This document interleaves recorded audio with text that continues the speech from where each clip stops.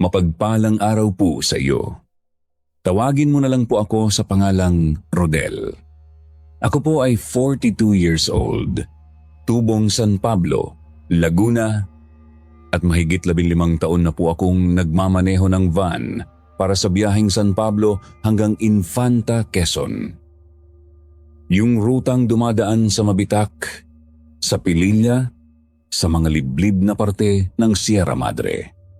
Kung pamilyar po kayo sa daang iyon, alam niyong maraming kurbada, maraming fog, at lalo na kapag madaling araw o gabi, parang ibang mundo na ang dinadaanan mo. Yung klase ng dilim na hindi lang basta kadiliman, kundi parang may nanunood sa iyo mula sa mga puno. Sanay na po ako sa biyaheng iyon. Alam ko na kung saan ang mga delikadong liko. Ang mga parte ng kalsada na biglang nag-iiba ang pakiramdam ng hangin. Ang mga lugar na sinasabi ng mga matatandang driver na dapat kang mag-ingat. Pero kahit gaano ka pa kasanay, may mga bagay talagang hindi mo maiintindihan hanggat hindi mo mismo nararanasan. Nangyari po ito mga 3 taon na ang nakalilipas. Buwan ng Nobyembre. Malamig na panahon at ang amihan ay dinadala ang amoy ng dagat mula sa Pacific hanggang sa mga bundok ng Quezon. 11:00 ng gabi, nasa terminal ako sa San Pablo, naghihintay ng pasahero. Yung van ko, isang lumang Toyota Hi-Ace. Puti na medyo kupas na, pero maayos pa naman ang makina. 6 na pasahero lang ang kailangan ko para makabiyahe, pero 4 pa lang ang nakasakay. 2 estudyante na uuwi ng Infanta, isang ale na may dalang basket ng isda, at isang lalaking mukhang magsasaka. Medyo naiinip na ang mga pasahero, lalo na ang mga estudyante na gustong makauwi agad. Pero kailangan kong hintayin mapuno ang van dahil mahal ang diesel at hindi praktikal na bumiyahe ng kulang ang sakay. Makalipas ang mga 20 minuto, may lumapit sa van. Isang babae, nakaputi. Ang damit niya ay tila gawa sa magaspang na tela, ang klase ng puti na hindi galing sa sabon kundi sa pinagpalang na abo. Ang tipong telang ginagamit sa lumang tradisyon. Ang buhok niya ay mahaba, itim na itim, at bahagyang nakalugay sa kanyang mga balikat. Ang kutis niya ay maputla, halos walang kulay, pero hindi mo naman masasabing may sakit siya. Wala siyang dalang bag, wala siyang gamit, at ang tanging hawak niya lang ay isang maliit na puting panyo na mahigpit niyang kinakapitan. Nagtanong siya kung papuntang Infanta ang biyahe. At sinabi kong oo, pero 2 pa ang kulang at kailangan naming maghintay. Umiling siya at sinabing okay lang kahit hindi pa puno, pwede na siyang sumakay. Medyo nagulat ako sa sagot niya, pero umayag na rin ako. Sumakay siya sa pinakadulo, sa tabi ng bintana. Pagpasok niya, may naamoy ako. Hindi masama, pero kakaiba. Amoy ng bulaklak na hindi ko matukoy. Ang klase ng halimuyak na ginagamit sa simbahan tuwing may patay. Ang pinaghahalong sampagita at insenso at kung ano-ano pa. Nagsara na ako ng pinto at pinaandar ang makina. Nagtanong ako sa mga pasahero kung may gusto pang bumaba ng CR dahil mahaba ang biyahe, mga 4 na oras. Walang sumagot. Ang babaeng nakaputi, nakatingin lang sa labas ng bintana, kahit wala namang makita kundi ang madilim na lansangan ng San Pablo. Maya-maya, umandar na kami. Sa unang oras ng biyahe, normal naman ang lahat. Dumaan kami sa Alaminos, sa San Isidro, Sa mga bayang tahimik na ang mga ilaw. Ang mga estudyante ay natutulog sa kanilang upuan. Ang ali ay nakapikit pero alam mong hindi tulog. Ang klase ng pikit na nagdarasal. Ang magsasaka ay nakatulala sa bintana.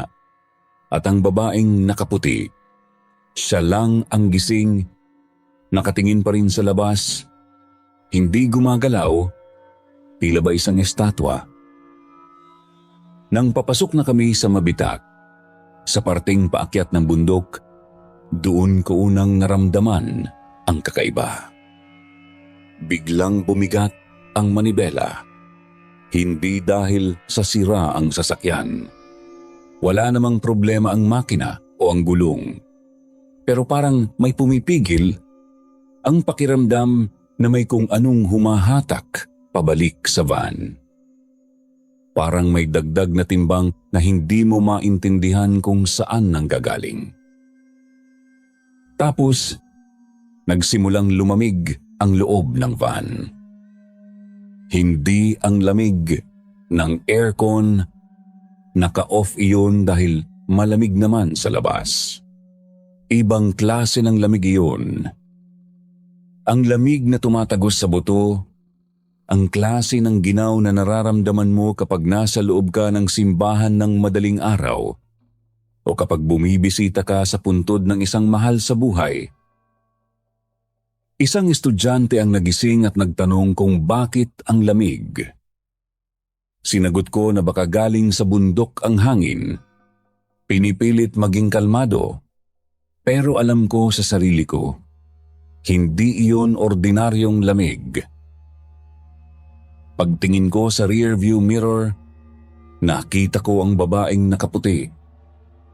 Nakatingin siya sa direksyon ko, pero hindi sa akin, kundi sa salamin mismo. Ang mga mata niya ay itim na itim. Walang puti, walang liwanag, parang dalawang balon na walang laman. Pero ang mas nakakatakot, nakangiti siya. Isang ngiting hindi mo malaman kung malungkot o masaya. Ang klase ng ngiti na nagtatanong ng kung anong hindi mo kayang sagutin. Dali-dali akong nag-iwas ng tingin at itinuon ng atensyon sa kalsada. Mahirap ang daan sa mabitak. Paliko-liko, matarik, at ang fog ay unti-unting bumabalot sa kalsada. Ang headlight ng van, tila nilalamon ng hamog, at ang tanging nakikita ko lang ay ang puting linya sa gitna ng kalsada, umaakay sa akin kung saan ako dadalhin. Makalipas ang kalahating oras, nasa Pililla na kami. Ang parte ng Rizal na papasok na ng Quezon, ang lugar na maraming kwento tungkol sa mga nawawalang sasakyan, sa mga babaeng nakaputi na humihingi ng sakay, sa mga misteryosong aksidente na walang nakapagpaliwanag. Ang poste ng kuryente ay nag-iilaw pero parang walang silbi. Ang dilim ay mas malakas kaysa sa ilaw at ang mga puno sa gilid ng kalsada ay nagmistulang mga higanteng nagmamasid. Ang ali ay biglang nagsalita, nagtatanong kung nasaan na kami.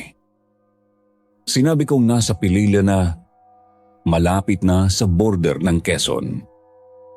Tumahimik siya saglit, pero maya-maya ay nagkwento tungkol sa mga sinasabi ng matatanda na noong araw, maraming namamatay sa kalyeng iyon, mga aksidente daw, pero ang sabi ng iba ay hindi raw aksidente ang karamihan. Hindi ako sumagot. Hindi dahil hindi ako interesado, kundi dahil alam ko na ang kwento.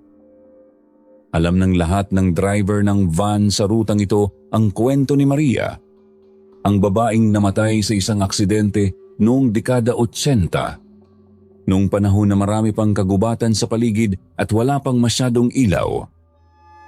Ang sabi, si Maria ay ikakasal na dapat at papunta siya ng Infanta para sunduin ang kanyang mga magulang. Pero sa isang matinding liko, ang sinasakyan niyang jeep ay nahulog sa bangin.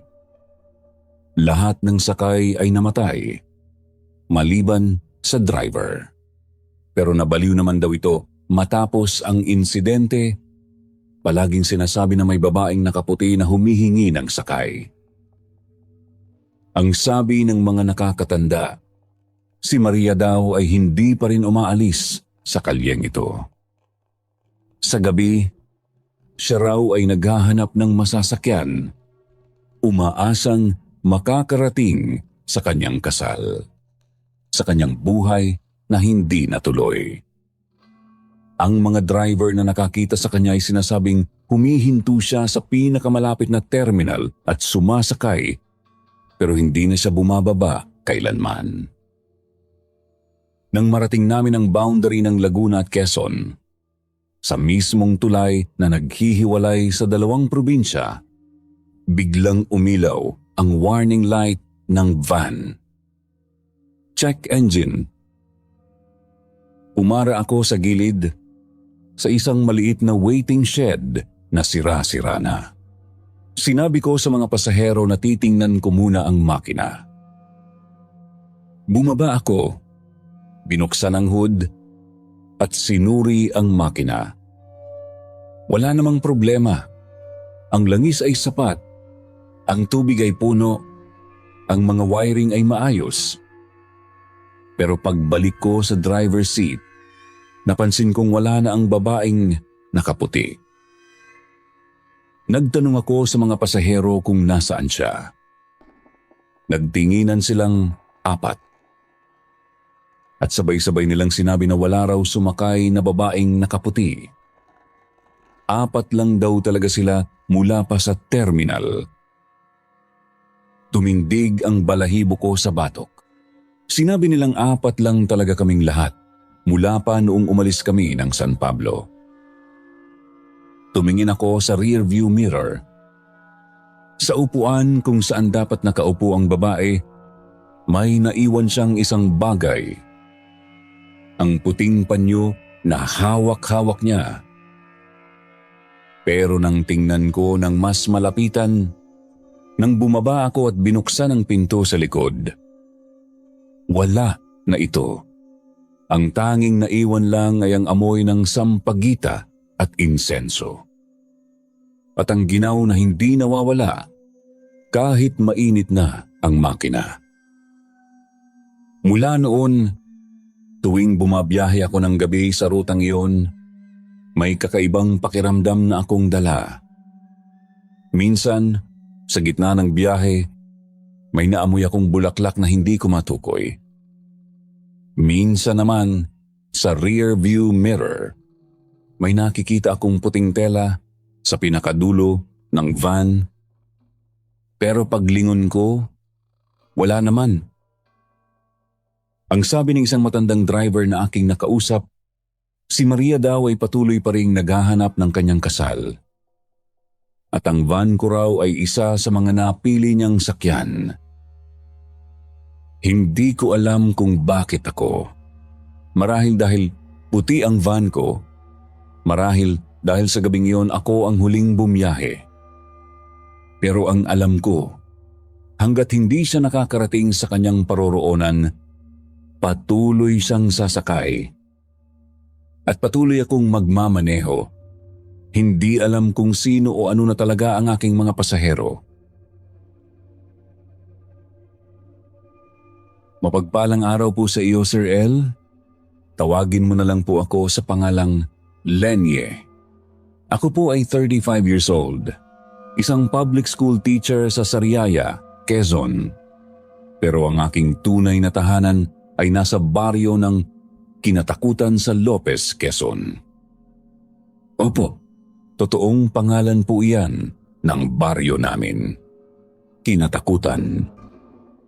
At kung may lugar man na karapat-dapat sa ganyang pangalan, iyon na nga po siguro ang baryo namin.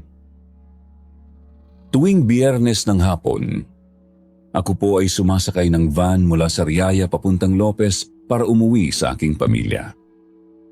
Mga 2.5 oras ang biyahe, Depende sa traffic at sa dami ng pasaherong hinihintay ng driver. Sanay na po ako sa biyaheng ito.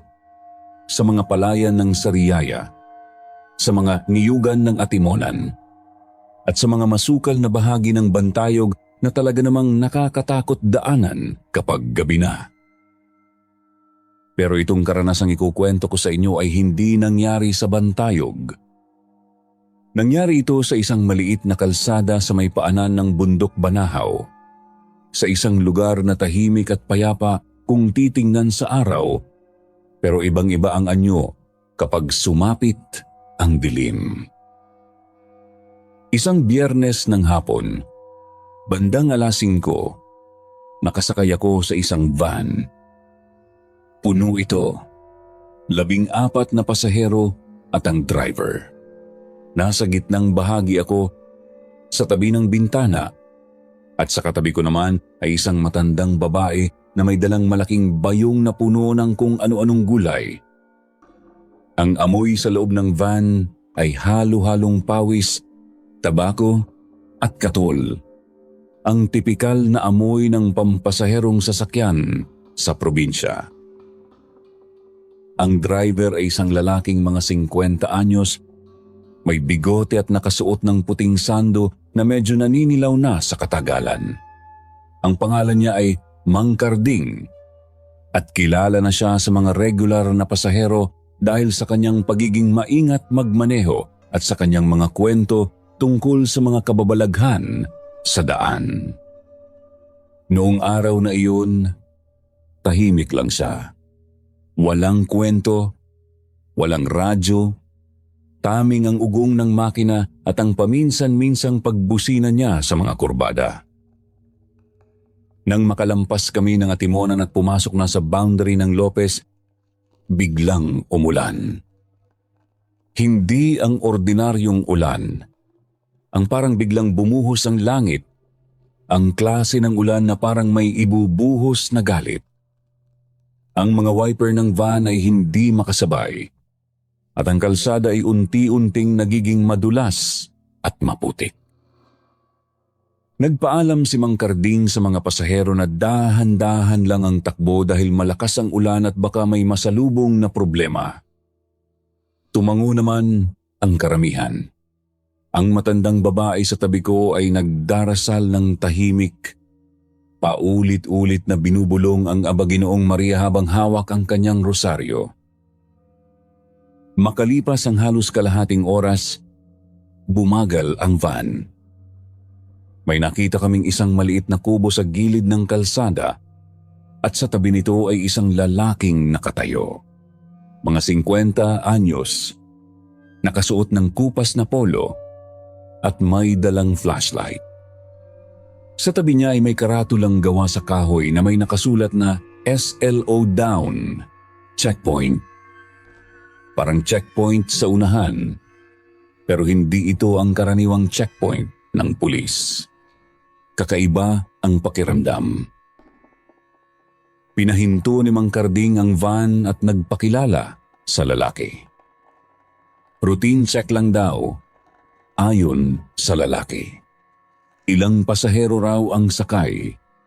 Tanong nito. 14 kasama ang driver? Sagot ni Mang Karding. Lumibot ang lalaki sa van. Sumisilip sa bawat bintana. Tila ba binibilang ang mga pasahero? Ang flashlight niya ay dumaan sa bawat mukha. Sa mga estudyanteng natutulog. Sa alin na nagdarasal. Sa isang lalaking may dalang manok at sa akin. Pero nang dumating siya sa bintana sa likod, huminto siya. Sinabi ng lalaki na 15 raw ang nakikita niyang sakay. May isa raw nakaupo sa pinakadulong upuan, nakasuot ng itim na jacket at nakatakip ang hood. Nagkatinginan ang mga pasahero. Lumingon ako sa likod, pero wala naman akong nakitang kahit sino doon. Ang upuan sa pinakadulo ay bakante. Walang tao, walang bag, walang kahit anong gamit. Nagsalita ulit ang lalaki. Ilang taon na raw siyang checkpoint inspector sa lugar na iyon at hindi raw siya nagkakamali.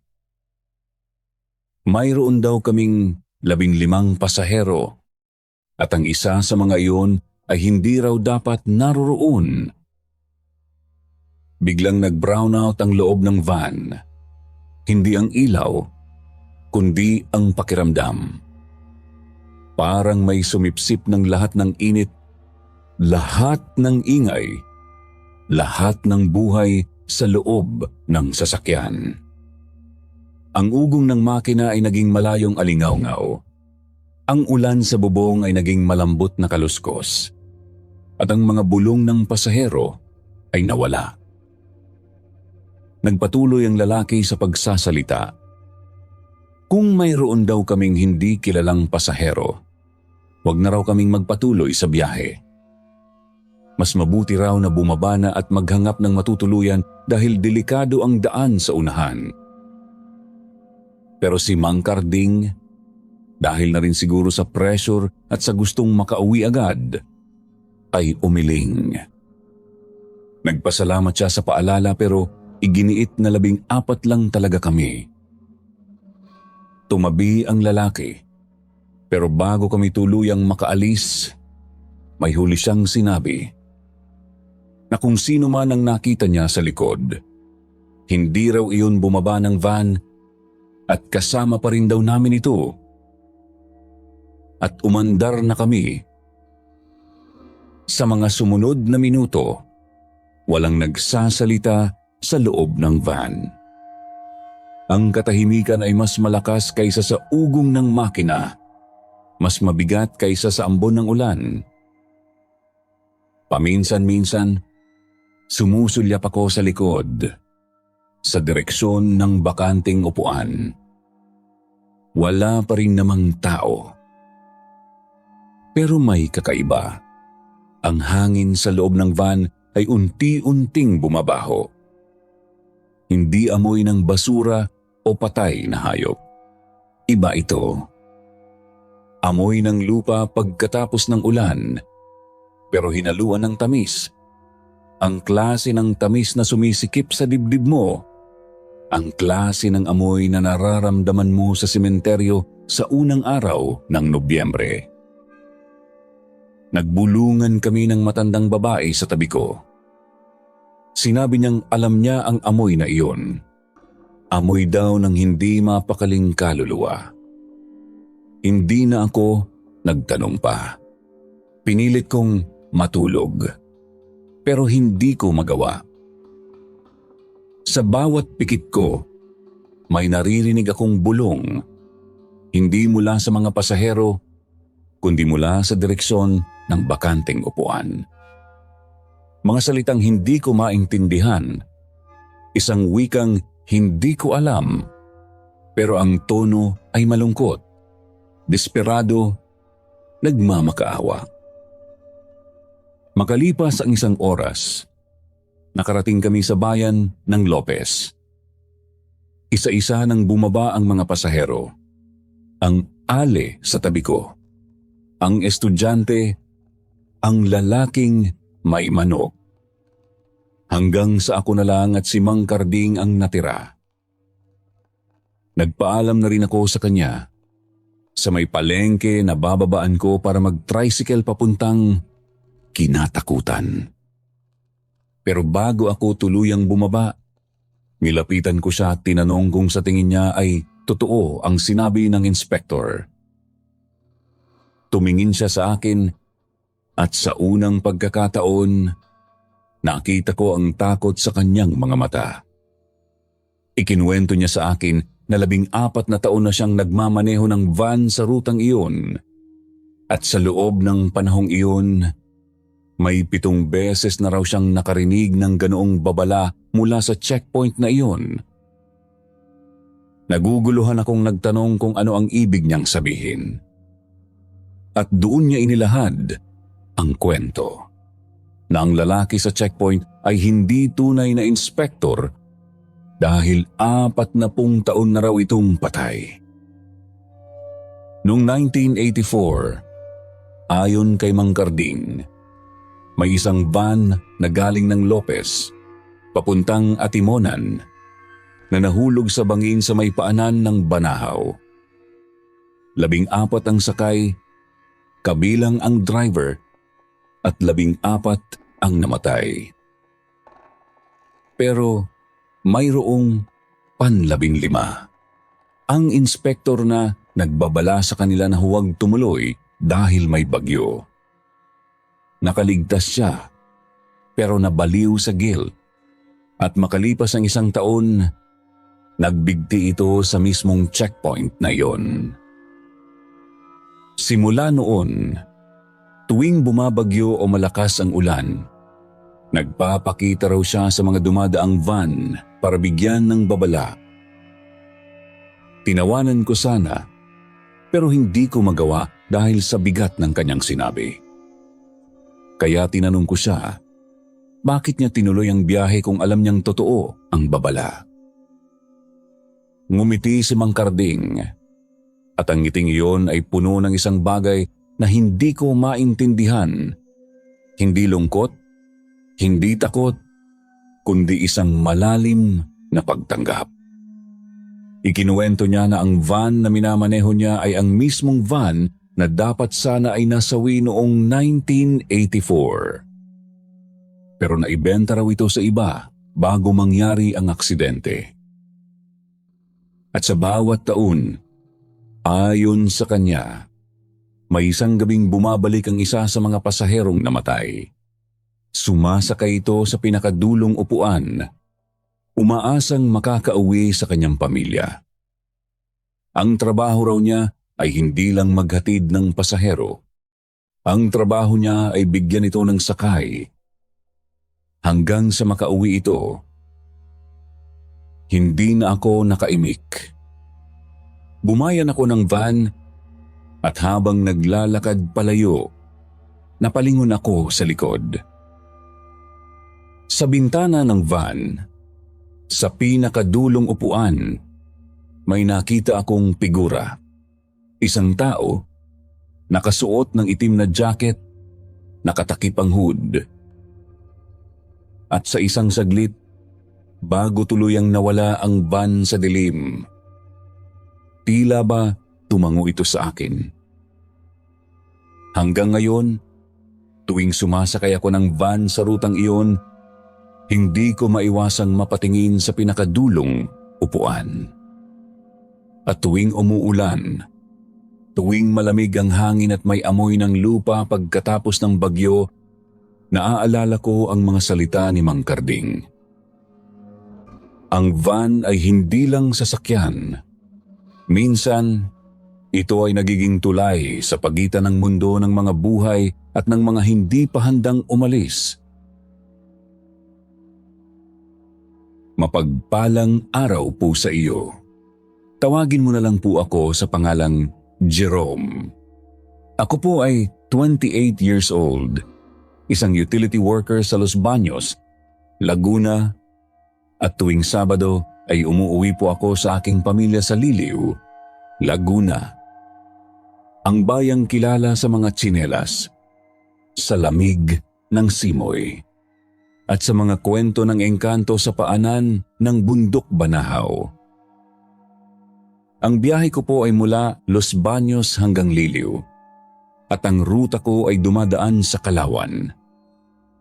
Isang bayan na tahimik kung araw, pero may kakaibang aura kapag sumapit ang dilim. Ang daan mula Kalawan papuntang Liliw ay mahigit kumulang 30 minuto at karamihan dito ay palayan at niyugan. Walang ilaw, walang bahay, walang kahit anong senyales ng sibilisasyon maliban sa mga poste ng kuryente at sa lumang simbahan na nakatayo sa gitna ng wala. Hindi po ako naniniwala sa engkanto. Lumaki po akong praktikal, isang taong mas naniniwala sa nakikita kaysa sa nararamdaman.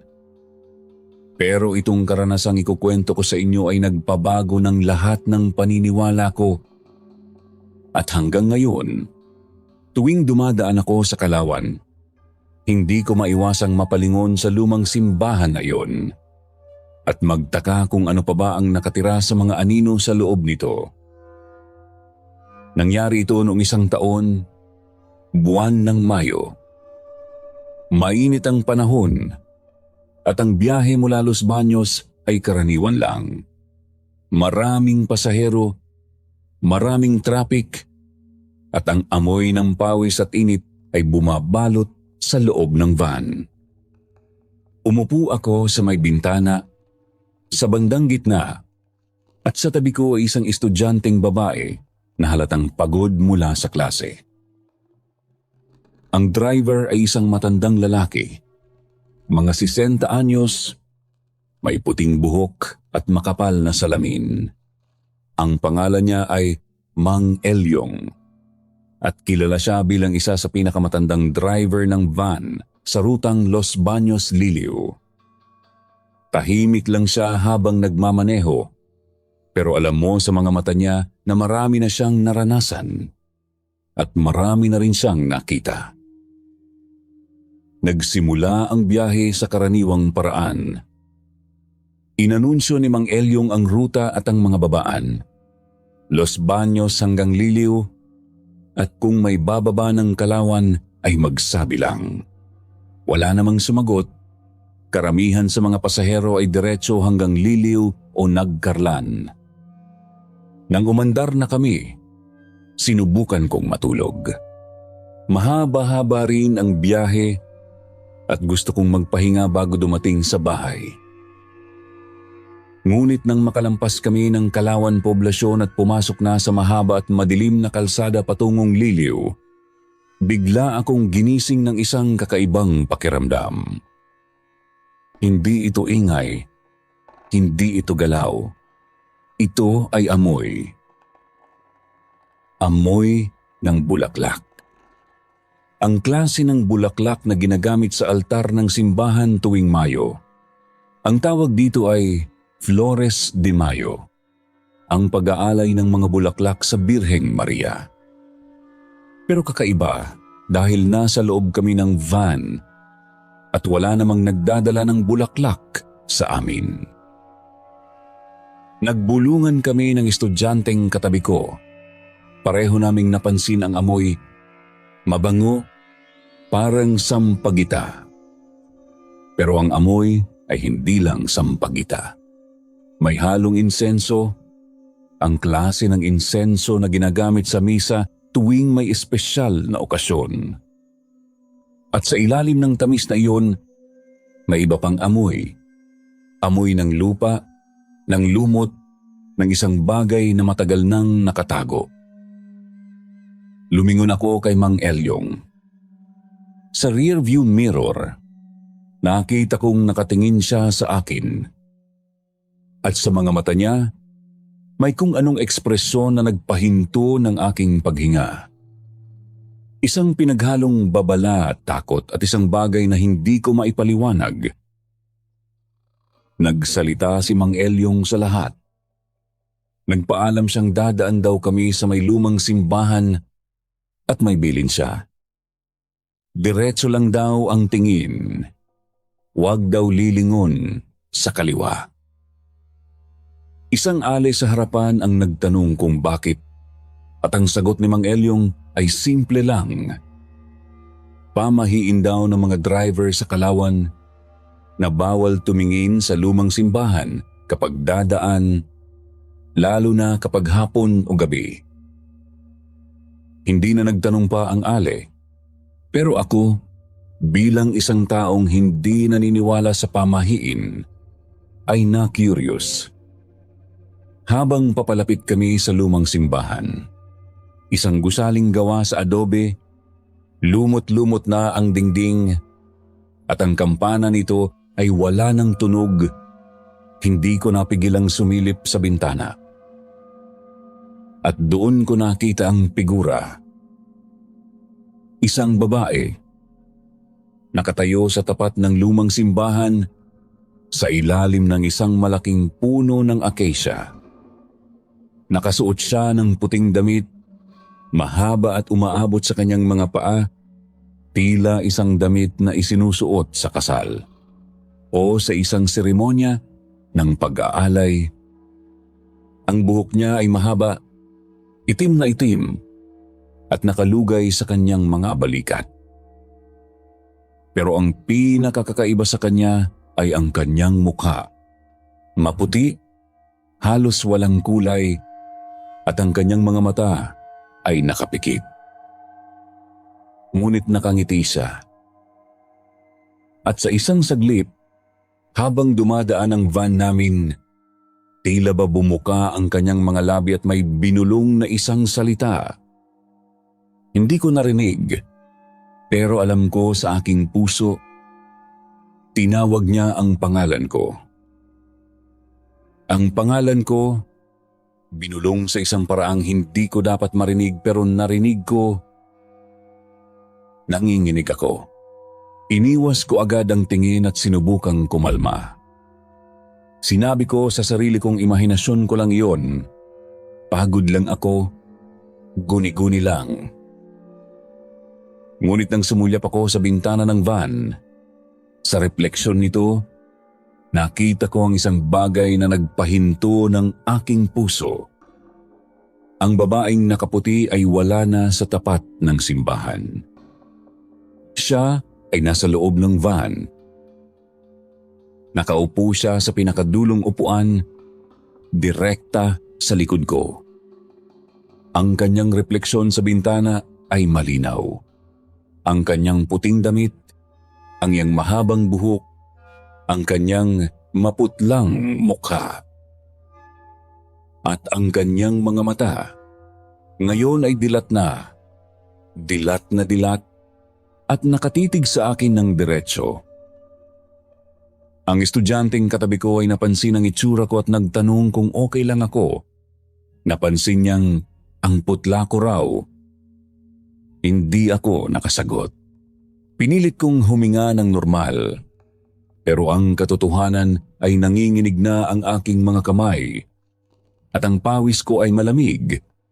Hindi dahil sa init ng van kundi dahil sa sobrang takot. Tinawag ko si Mang Elyong. Halos pabulong at tinanong kung may sumakay ba sa amin sa Kalawan. Tumingin siya sa rearview mirror. Sa pagkakataong ito, ang kanyang ekspresyon ay hindi na takot. Ito ay pag-unawa. At sa ilalim ng pag-unawang iyon, isang malalim na kalungkutan. Ikinuwento niya sa umni ang kasaysayan ng lumang simbahang iyon. Hindi na raw ito ginagamit mula pa noong 1974. Ang dahilan, isang babae, mag-aalas na sana sa kanyang kasal, ay natagpuang patay sa loob ng simbahan isang araw bago ang kanyang pag-iisang dibdib. Ang sabi ng mga nakakatanda, ang babae ay inalay daw ng kanyang sariling pamilya sa mga engkanto kapalit ng kayamanan. Noong una, yumaman nga ang kanyang pamilya. Nagkaroon ng malaking lupain, negosyo at impluwensya sa bayan. Ngunit ang kapalit ay ang kanyang kaluluwa. Sa araw ng kanyang kasal, sa halip na maglakad siya sa altar, siya ay natagpuang nakahandusay sa sahig ng simbahan. Ang kanyang mga mata ay dilat at ang mga labi niya ay nakangiti, na para bang tinanggap niya ang kanyang kapalaran. At ngayon, tuwing Mayo, lalo na sa panahon ng Flores de Mayo, siya raw ay nagpapakita sa mga dumadaan. Hindi daw siya multo. Siya ay isang engkanto, isang babaeng naging bahagi na ng mundo ng mga hindi nakikita. At ang sabi ng mga matatanda, tuwing may dadaan sa lumang simbahan na iyon at titingin sa kanya, siya ay sasama. Hindi para manakit, kundi para maghanap ng taong makakapagpalaya sa kanya. May paraan daw para mapalaya siya. Kailangan niya ng isang taong handang mag-alay ng kanilang sarili. Isang taong tatangging tumingin sa kanya. Pero sa halip ay kakausapin siya at sasabihing hindi na niya kailangang magdusa. Ngunit sa loob ng 50 taon, wala pang nakakagawa nito. Dahil ang lahat ng tumitingin sa kanya ay natatakot. At sa takot na iyon, siya ay lalong nagiging bahagi ng sumpa. Nang marating namin ang Liliw, isa-isang bumaba ang mga pasahero. Ngunit bago ako bumaba, tinapik ako ni Mang Elyong sa balikat. Sinabi niya sa akin na ako ay tumingin sa kanya at ngayon, siya ay kasama ko. Hindi raw siya mawawala hanggat hindi ko siya pinapalaya o hanggat hindi ko siya tinatanggap. Bumaba ako ng van, nanginginig ang mga tuhod. At habang naglalakad ako pauwi, sa ilalim ng mga poste ng ilaw na unti-unting nagdidilim sa pagsapit ng gabi, may narinig akong yapak sa likuran ko. Malumanay, malambot, tila ba may naglalakad na nakapaa. Pero nang lingunin ko ang daan, wala namang tao. Ang tanging naroon lang ay ang amoy ng sampagita at insenso at ang bulong ng isang boses na bumabalot sa hangin. Isang bulong na nagsasabing salamat sa pagsama. Hanggang ngayon, tuwing sumasakay ako ng van sa rutang iyon, tumitingin ako sa bintana at paminsan-minsan nakikita ko ang kanyang refleksyon. Hindi na ako natatakot, pero may katanungang patuloy na bumabagabag sa akin. Sa 50 taon na siyang nagpapakita, ako lang ba talaga ang tumingin sa kanya? O ako lang ba ang kanyang piniling samahan dahil sa isang dahilang hindi ko pa rin maintindihan? At sa tuwing naririnig ko ang bulong na iyon, sa tuwing naaamoy ko ang sampagita at insenso, alam kong isang araw, babalik ako sa lumang simbahan na iyon. Hindi para tumingin, kundi para kausapin siya at para palayain siya o para sumama sa kanya.